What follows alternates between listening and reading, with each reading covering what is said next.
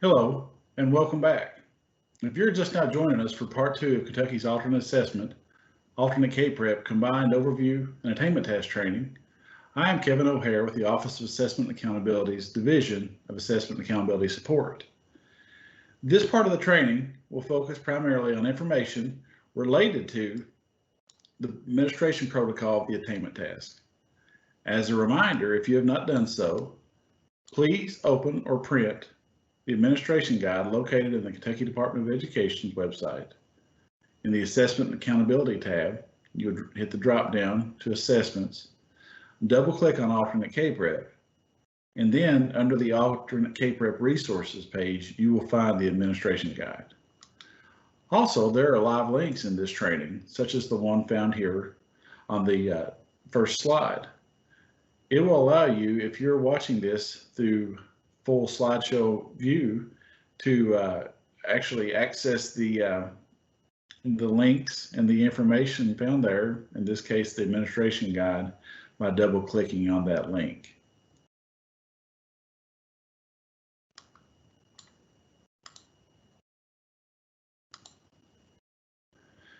Completing this training should prepare each participant to accurately administer the attainment task. Correct administration is crucial to getting accurate information from the assessment. Therefore, it is important to take time to fully understand the administration procedures. The attainment tasks are intended to assess students in the content areas that all students are tested on as a part of the general assessment, but not all content areas are required by the Every Student Succeeds Act, or ESSA. This is a requirement of IDEA, which requires students with disabilities to participate in every district or statewide assessment, but allows alternative testing methods for students with significant disabilities. An attainment task is a one-on-one assessment that requires the student to answer questions read by the teacher or test administrator. The attainment tasks are in multiple choice format, with each task consisting of a set of 5 questions or items, all of which are based on an authentic task. The teacher or test administrator will sit with the student, ask the questions, watch for the student's response, and record that student response. The attainment tasks are considered secure testing materials. This means that they cannot be used for instruction, shared with anyone not authorized, and must be kept in a secure location while not in use. The alternate assessment materials should be treated like the general education testing materials. Materials must be returned to the appropriate district administrator for secure destruction. Some content areas may include supplemental materials that need to be downloaded or materials that are provided for hands-on use during the assessment. All supplemental materials must be destroyed upon completion. Teachers will complete both the alternate K-Prep overview and AT training modules and pass the online qualification quiz prior to receiving or administering the attainment task. Teachers will need to print a copy of the quiz certificate for the DAC, BAC, DOS, or their district alternate assessment administrator to store in a location selected by the district. So that is different than what you're used to in the past. In the past, you always stored those certificates, a copy of that certificate, in the AAAF. However, with the AAAF not being required this year, as we talked about in the overview training, the secure location, or the storage of the location of the certificate, is up to the district. The AT Resource Guide provides additional information to help clarify testing protocols and facilitate instruction, including adaptations and modifications, specific content items, information about orienting students to materials, a picture glossary of terms for each content area. Once the resource guide is posted, it may be used all year for instructional purposes. So the key there is this ACT, or the AT Resource Guide, is a resource that is provided for instructional purposes to be used throughout the school year once it's released. Districts may request supplemental materials for students who have been identified with a visual impairment on their IEPs. Keep in mind that not all materials or grade ranges will have supplemental materials available. Requests for materials should be submitted by the DAC no later than December the 11th of 2020 for Window 1. Copies of attainment tasks can be made in order to provide to another alternate assessment teacher in the school or to cut pictures apart for administration without damaging the original. If any school level materials are missing or damaged, this should be communicated immediately to the DAC, BAC, or DOS, or district level alternate assessment administrator. Additional materials or copies may be used from the district binder provided to each DAC. Each school with students participating in the alternate assessment will receive one attainment task testing binder for the grades represented in the school. Once the online quiz has been completed and prior to the administration, materials may be reviewed. Materials will be shipped for Window 1 the week of February 1st and will be received no later than February the 5th. The task administration for Window 1 begins February 15th. The attainment task administration for Window 1 closes March 26th. The student registration database will open for Window 1 AT, or attainment task, and TAR score entry beginning February 15th. And the Window 1 attainment task entry will close on April the 2nd. So the attainment task administration begins on February 15th, and that's when the student registration database will also open for score entry. Now, at the conclusion of Window 1, which is March 26th, at the conclusion of Window 1, you'll have an additional week to enter Window 1 attainment task scores into the SRD before it closes. The TAR will remain open until the end of the school year. It is important to provide the appropriate accommodations. The AT administration guide provides a list of acceptable accommodations taken from the accommodations guidelines for students with IEPs that are taking the general assessment. Refer to the Inclusion of Special Populations document located on KDE's website for additional information on allowable accommodations. So if you're familiar, and you should be familiar with the Inclusion of Special Populations regulation, it's 703 KAR 5:070. If the test administrator has questions or concerns about specific accommodations, contact me, Kevin O'Hare, in the Office of Assessment Accountability. This slide provides a list of possible accommodations used in instruction and how they can be used for the attainment task administration. I'm going to read over them and possibly explain a little bit more about each. If the student uses an eye gaze board, where pictures or words are placed on a board and the student looks at his or her selected answer for instruction, then it is fine to cut apart the picture choices and put them on the board as long as the same order sequence is maintained. If a student doesn't use pictures, then it's fine to present or read the answer choices without the pictures, unless the picture response options are a necessary component to answering that question. Some students require verbal directions to start, continue, and complete a task. If this is provided during instruction, it is okay to do so during the attainment task administration. This might be something like, look at the choices. Which one is the correct answer?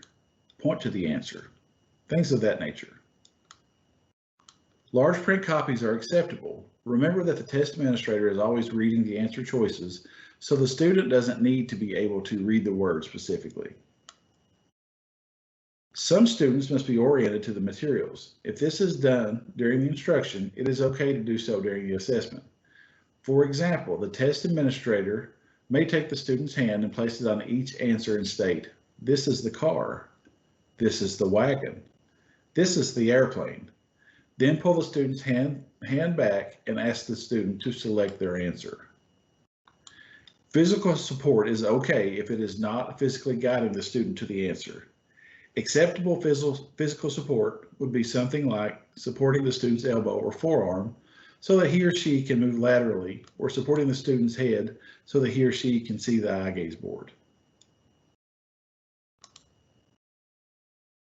This is another example of an accommodation that is acceptable based on what the student uses for instruction. Some students may use symbols. Some students who use symbols may have symbols within the same meaning. In that case, the symbol can be exchanged.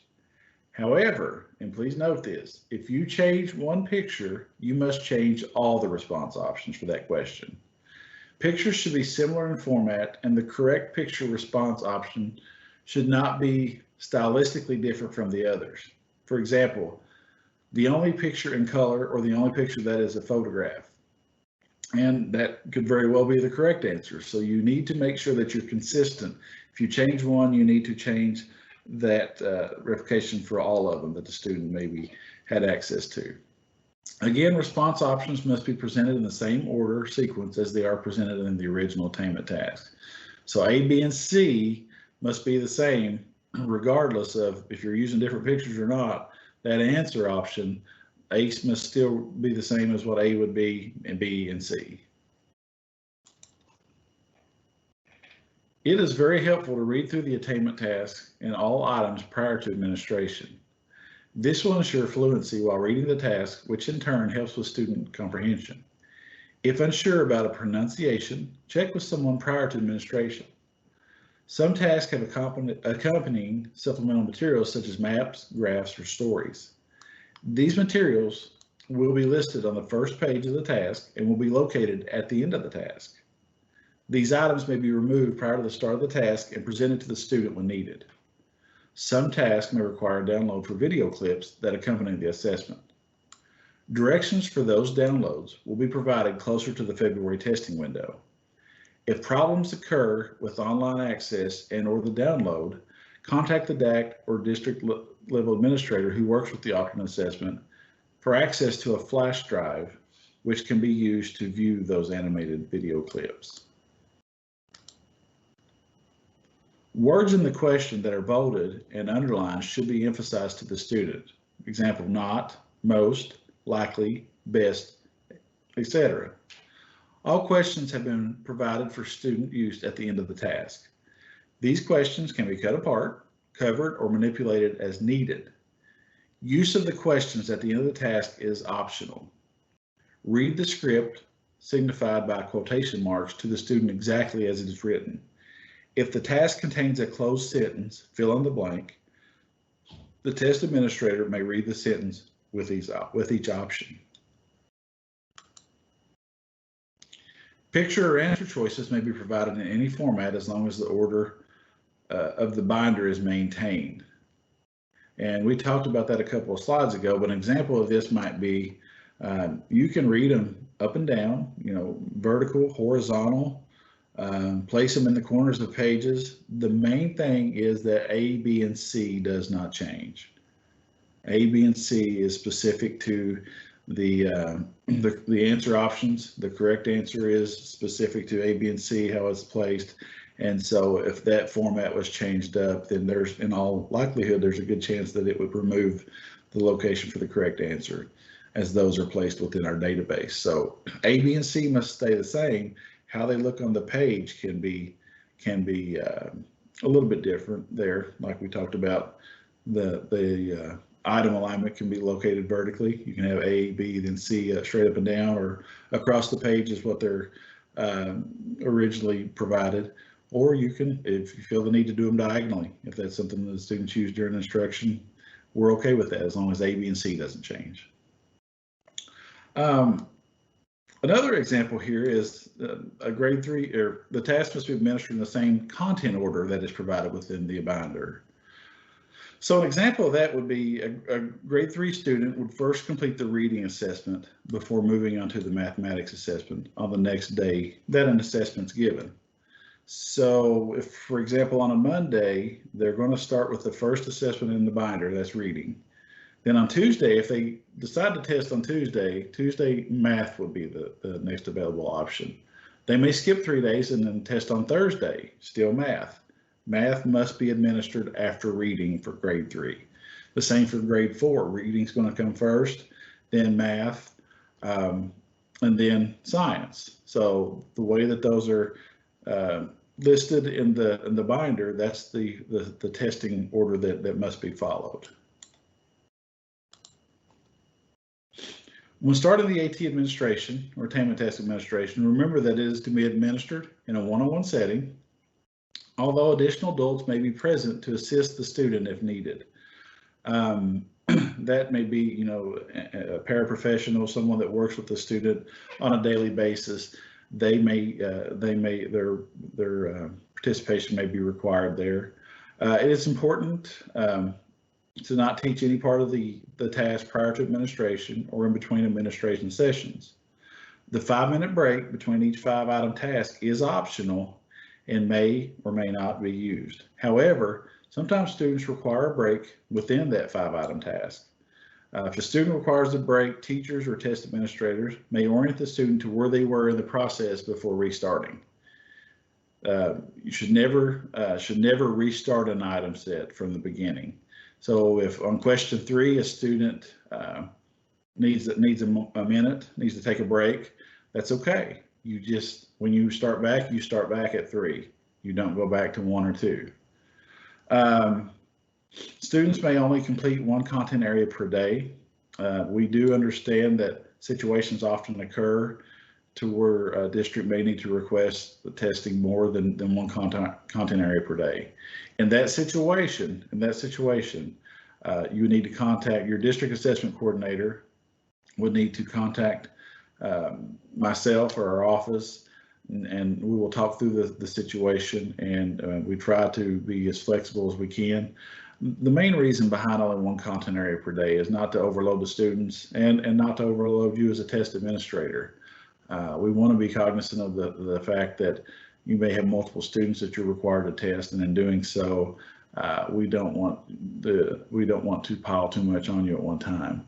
And you know, the main thing there is looking at the student and how they respond to multiple content areas over time. So we want to definitely be cognizant of that as well.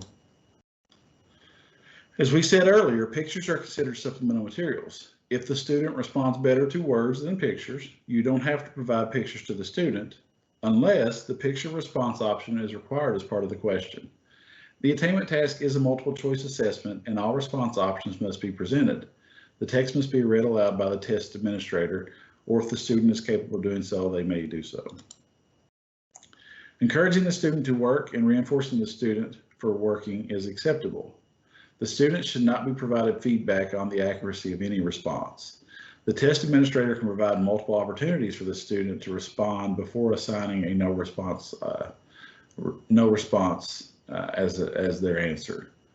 If at any time the test administrator feels the student is not engaged or off task, they may reread an item based on their observations.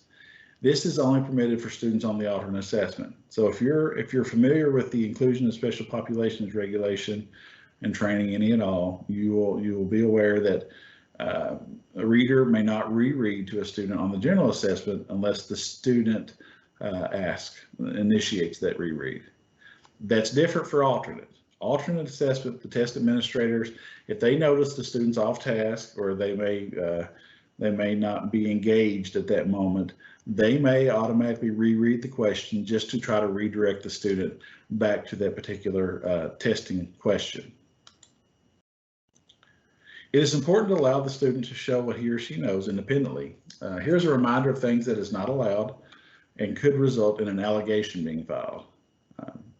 Prompting correct answers in any way, you can't do that. You know, nothing can be provided as what you would deem an accommodation that would prompt a student to give a specific response. That needs to be the student's independent response. Giving the student another try to get the correct response.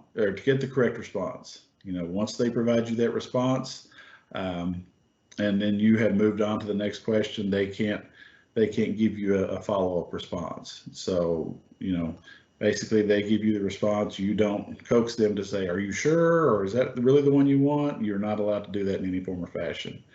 And you can't record scores based upon expected responses. Even though you may have worked with this student all year long and you've got a good feeling that they know the correct response, you can't anticipate that they know it. It has to be that student's response. During the test administration, you should read the item to the student and also read each answer choice. If needed, orient the student to the response options prior to reading each question. So an example of that would be reading and or pointing to each response option prior to asking the question. That's to engage the student and make them aware of, here's where we're at. We're looking at question 1, here's the response options for that. Again, as we shared on slide 21, it is okay to reread the script or test question and point to each answer choice while rereading it. You can't influx the correct answer. It has to be adequate and consistent for all answer options, but you can point to all the answer options just to engage the student to the question and the response options available for that question. The test administrator must record the student's first independent response, as it's not the test administrator's role to decide if the student is guessing. Using the answer sheet, the test administrator enters the student responses into the student registration database, or the SRD. So the first response is going to be recorded on the actual paper copy of the answer sheet.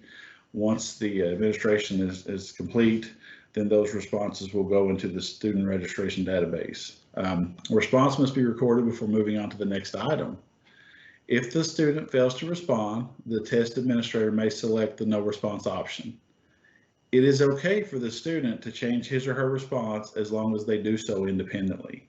The student has not been cued in any way by the teacher, and the teacher has not moved on to the next item. Anyone who administers a state assessment, which includes the attainment task administration, must complete, as we talked about, the administration code and inclusion special populations training prior to the assessment administration. We talked about that in the overview, but it's always a good reminder to make sure that we are reminding folks that any state assessment, you have to complete the administration code. And if you're dealing with accommodations or the application of accommodations in any manner, you also must have that inclusion of special populations training as well. Any classified staff or non-school personnel who assist with the student during the assessment. Now, I'm not talking about the administration of the assessment, but they may be there to assist the student, whether it's for any health reasons, behavior reasons, whatever that might be. Maybe it's a paraprofessional, someone that works with the student daily. They must sign a non-disclosure form, okay, and that must be kept in a secure location by the district, all right, or in the school. So, even though they're not actually administering the assessment, they have had access to those secure materials. So by them signing that non-disclosure, they are saying that the information that they are or receiving access to will be kept confidential.